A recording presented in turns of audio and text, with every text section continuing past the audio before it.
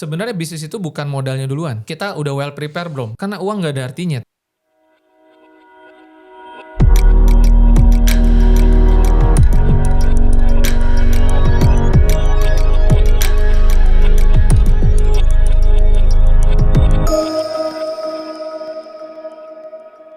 Halo sahabat Bangun Indonesia, saya Andrea Henriette dan di episode kali ini kita akan mengupas tuntas banyak hal terkait dunia properti bersama Bapak Frans. Ini saya kepo dulu boleh ya Pak ya? Boleh banget. Pak Frans ini di dunia properti itu berapa lama berarti ya? Oke, saya pribadi berarti start masuknya itu langsung bikin kantor ya, waktu tahun 2021 ya. Jadi foundernya adalah saya dan Bu Vera.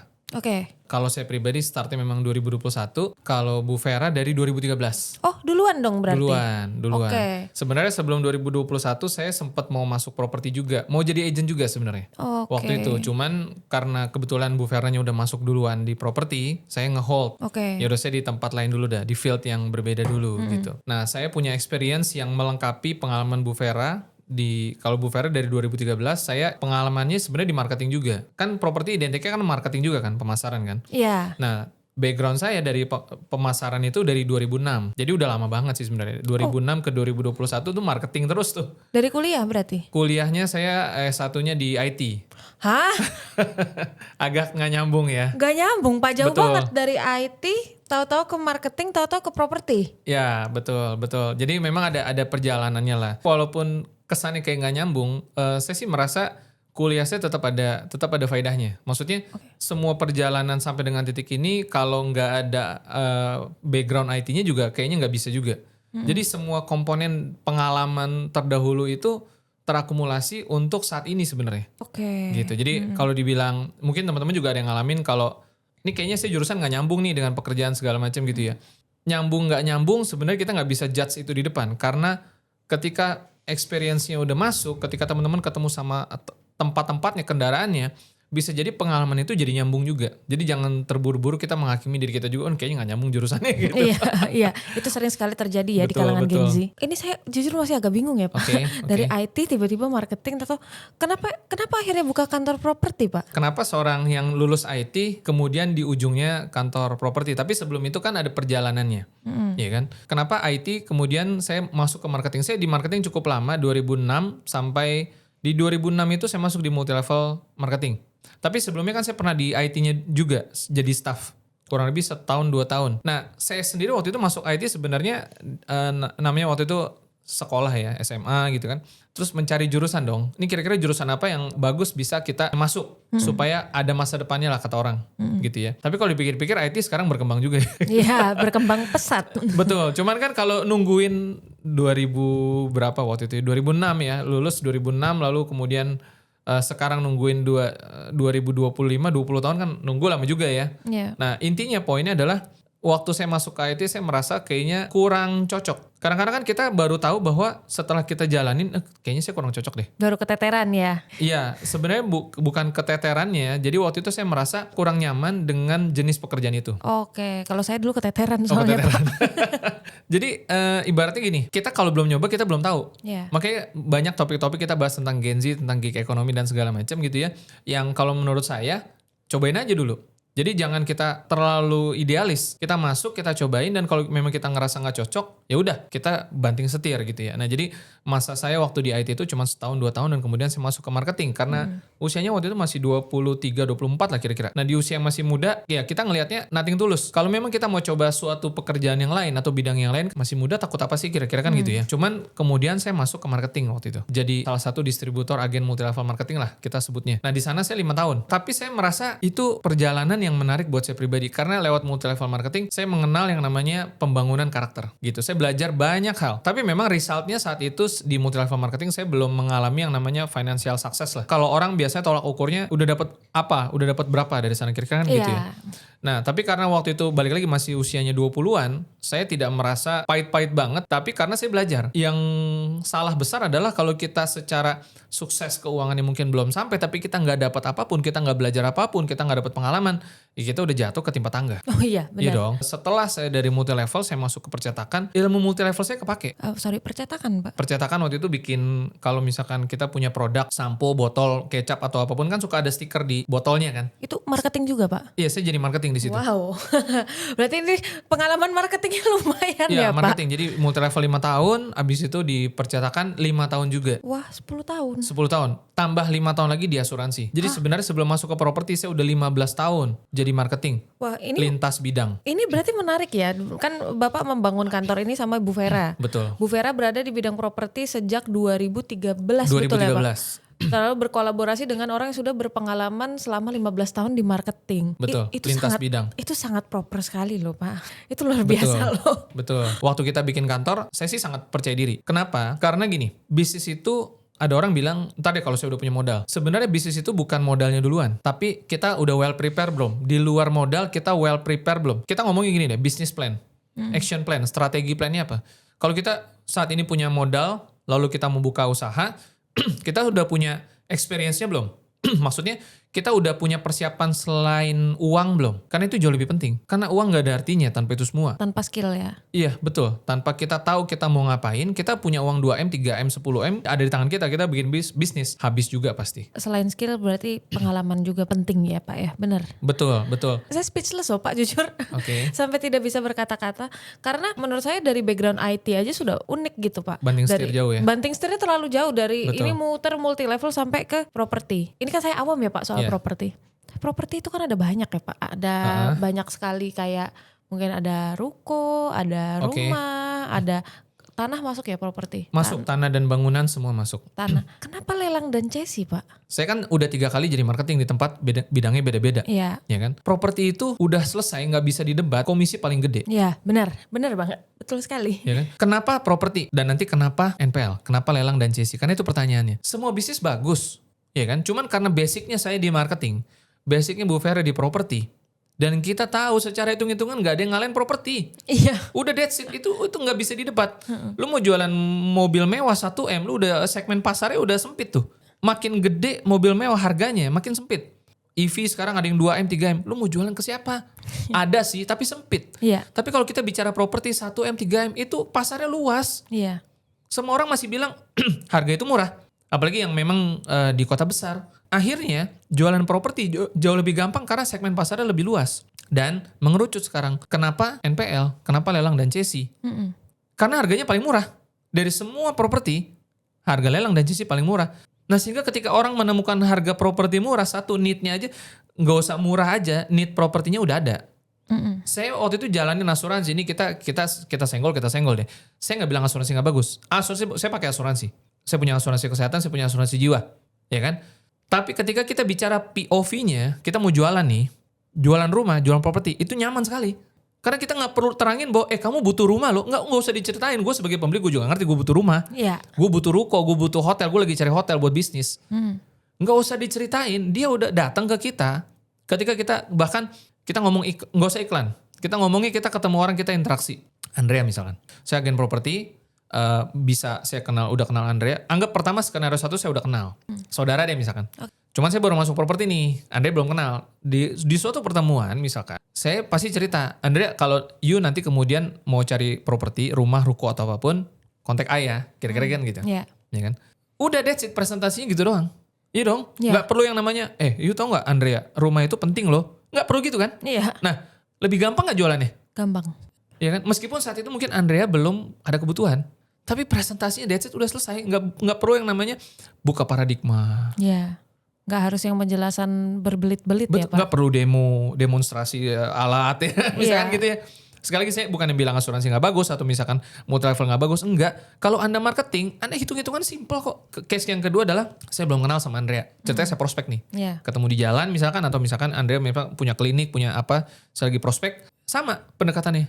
Ci, Bu, kalau misalkan ini kebetulan kita lagi pasarin aset. Kita punya aset sekitar sini yang the best harganya. Iya. Ya kan? Saya nggak tahu apakah Anda butuh atau misalkan ada teman butuh, ini ada flyernya. Bu pulang deh, nanti kalau butuh pertanyaan kontak aja. Sesimpel itu ya. Simpel itu. Bukan berarti kemudian langsung belanja. Ada prosesnya. Iya. Multi level juga ada proses. Asuransi juga ada proses. Tapi poinnya adalah kita nggak perlu capek-capek membuka paradigma menjelaskan presentasi karena barang, ya kan? Tinggal masalahnya dia secara lokasi butuh atau enggak, harganya segala macam. Iya. Tetap butuh follow up. Jadi ada yang namanya langkah-langkah yang membuat kita pada akhirnya bisa closing. Itu ada ilmunya lagi. Tapi cuman poinnya adalah kita nggak perlu buka paradigma, kita nggak perlu capek-capek untuk meyakinkan dia bahwa Anda butuh rumah loh, Anda butuh ruko loh dan sebagainya. Nggak perlu. Ya kan? Berarti itu karena nilai hitungnya, ibarat kata saya gambarkan simple property itu nggak ada yang rugi di situ, tidak mungkin ada yang rugi dan untungnya sudah pasti paling gede. Tapi kalau lelang dan CSI itu karena di situ harga lelang CSI itu kredit macet kan ya Pak? Betul, kredit macet. Berarti harganya jauh lebih murah dan lebih murahnya bukan cuma 5%, bukan cuma 10%. Orang dari harga 2M nih, kita ngomong 10% itu 200 juta. Itu aja orang udah bisa beli. Orang udah, gue dapat diskon 200 juta. Ya kan? Orang buka harga 2M, kalau dia jual AJB, jual biasa perorangan, dapat diskon 200 juta aja udah wah happy gitu loh. ya udah Apalagi ini bisa diskonnya melebihi itu. Walaupun kita nggak bisa generalisir ya. Jangan nanti teman-teman bilang, oh semua lelang itu berarti diskonnya pasti fix di angka berapa, enggak juga. Iya. Semuanya tetap kita pilih-pilih barang juga, ya kan?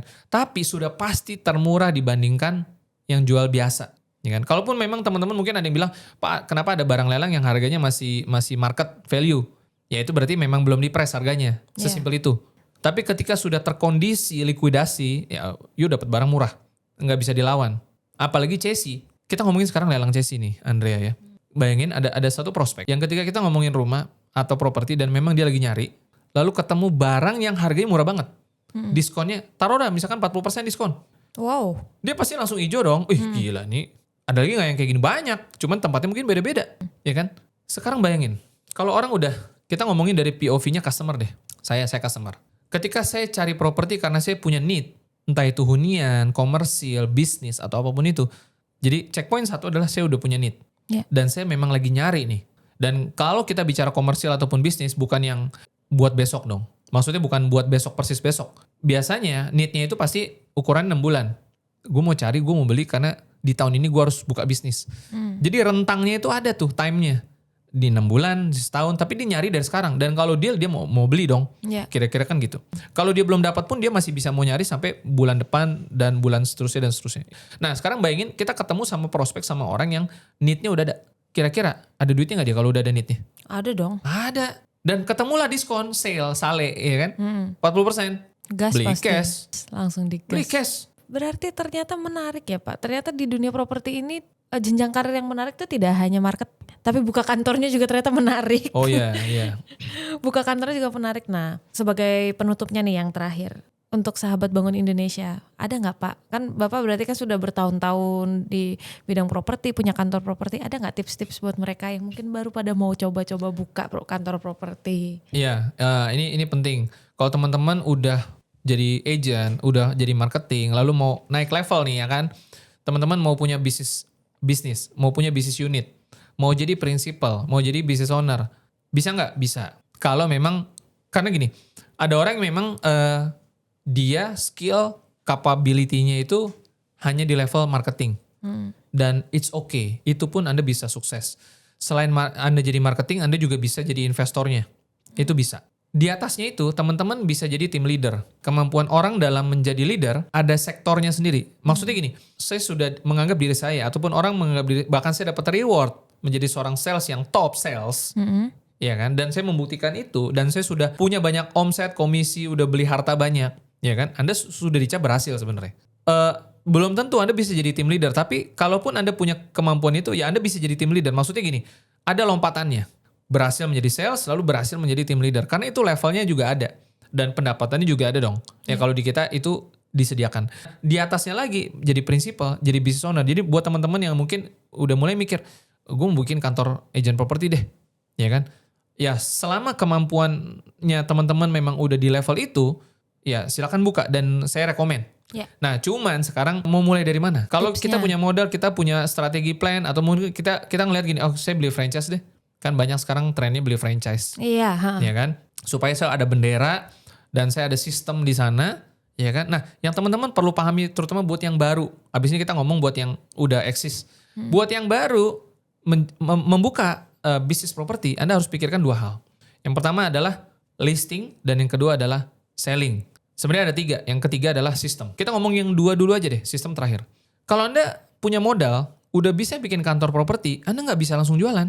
Kenapa? Karena kita di sini bidang kita jasa. Kita bukan produsen. Karena itu Anda harus pikirin gimana caranya dapetin listing. Ya kan? Nah, berarti Anda harus punya marketing juga dan sistem. Ya kan? Jadi nomor 1 tantangan sebenarnya di dunia properti itu jangan langsung buru-buru FOMO juga nih. Wah seru nih properti, cepet kaya gitu ya.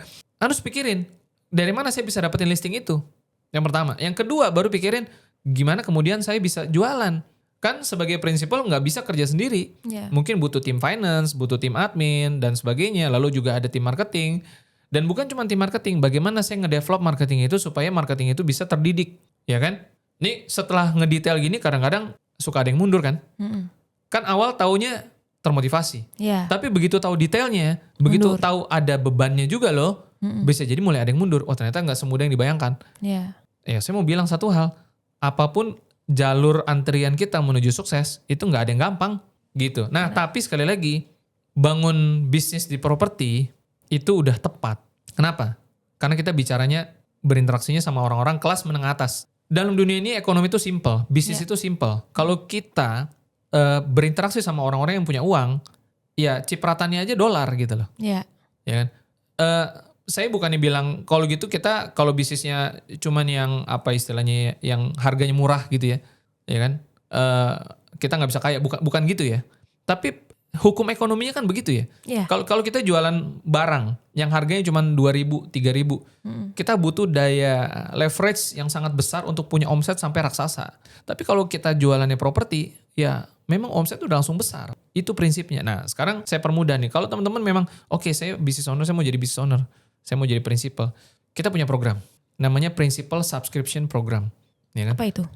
Ini adalah inovasi terbaru. Dulu cuma ada yang namanya sistem franchise. Sistem franchise itu terbatas, Anda beli bendera, Anda mungkin punya sistem. Tapi ingat, franchise di properti, listing Anda tetap harus cari sendiri. Ini yang kesulitan. Nah, di dalam Principal Subscription Program, Anda nggak perlu repot-repot cari listing. Listingnya sudah disediakan. Sistemnya sudah tersedia. Ya kan? Anda cuman fokusnya adalah kumpulin marketing. Minimal 10. Ya butuh pasukan dong. Yeah. Ya kan? Itu pun ya, sistem training kita udah siapin. Ya kan? Dan bahkan Anda tetap butuh admin pasti ya, dan juga mungkin seorang staff verifikator gitu ya. Yeah. Poinnya adalah ini jauh lebih mudah, jauh lebih nyaman dibanding sistem franchise yang biasa. Kenapa? Karena sekali lagi nggak usah cari listing, nggak usah pusing. Bahkan kita bisa spillover marketing ke Anda kalau misalkan Anda sudah cukup siap spillover marketing. Bahkan spillover customer pun memungkinkan. Jadi bayangin, kita punya modal, kita mau bikin bisnis properti, kita as principal, oke, kita punya PT dong, Ya. ya kan? Lalu kita ambil nih modul ini, PSP ini, maka menarik sekali, kita udah hilang satu kesulitan, yaitu listing sudah disiapkan. Sistem ini memungkinkan Anda bisa jualan, udah pasti NPL, lelang CC tersedia. Secondary juga sistem ini memungkinkan menyerap listing-listing secondary dari seluruh Indonesia pada dasarnya. Dan nantinya kita akan kembangkan listing yang juga primary dari developer. Cuman saat ini belum. Jadi fokus utamanya adalah jualan properti yang harganya paling murah se-Indonesia. Dalam satu wilayah lelang CC itu paling murah. Saya kasih contoh satu deh. Bukti murahnya kayak gimana. Waktu itu kita jualan ruko gandeng yang harganya itu tidak sampai 5 miliar. Gandeng tuh nggak nyampe 5 miliar. Berarti satuannya itu cuma 2,5. Ya, bahkan nggak nyampe 2,5. Karena sebenarnya 4, dan itu ada di dekat Sumarekon Mall Serpong, rukonya. Kawasan Sumarekon kan teman-teman tahu sendiri. Dan kalau kita cari tahu di situ harga rukonya itu yang secondary-nya itu satuannya 3M-an. Jadi kalau misalkan dua ruko gandeng itu bisa 6 sampai 7 miliar sebenarnya. Harga secondary-nya. Kebayang nggak waktu itu nggak nyampe 5 miliar. Wah, rebutan dong Pak orang-orang. 4, dan itu lelang. Gapnya begitu jauh. Kalau kita belinya cuman AJB, berapa yang kita bisa dapat, ya kan? Dan otomatis kalau kita hitung nih misalkan tadi saya sebut 4, ya. Kita ngomong 4 deh biar gampang hitungnya. 4 kali 2%, 80 juta. 80 juta. Komisi marketingnya. Gila kan? Singkatnya teman-teman, kalau teman-teman sekarang mungkin berpikir ya, oh iya saya pengen jadi business owner, saya mau jadi principal nih. ada program baru dari kita namanya Principal Subscription Program. Anda bisa cari tahu lebih jauh, nanti kontekan ya. Kita bisa meeting online atau mungkin kalau mau ketemu kita ada di Jakarta Barat gitu ya. Sebelum Anda memutuskan, oke, saya mau buka kantor agent sendiri deh dengan segala kerumitan keribetannya ya Anda harus mendingan ketemu dulu, kita ngobrol, lalu Anda putuskan nanti kemudian mana langkah yang paling efisien, yang paling ekonomis, yang paling terbaik supaya Anda bisa dapatkan yang namanya akselerasi gitu loh. Ternyata ya buat Gen Z itu tidak semenakutkan itu ya, catat. Ternyata di era teknologi ini sudah banyak yang dipermudah seperti yang Pak Frans jelaskan, sudah ada programnya, sudah ada sistemnya, sudah ada listingnya, dan itu semua mempermudah kita. Jadi jangan takut sama properti. Oke, inilah episode Bangun Indonesia kali ini. Kita sudah mengupas banyak tentang dunia properti. Jangan lupa untuk stay tune sama kita terus karena selanjutnya kita akan banyak banget episode-episode yang lebih menarik mengupas tuntas tentang dunia properti. Saya Andrea Henriette, pamit undur diri. Terima kasih.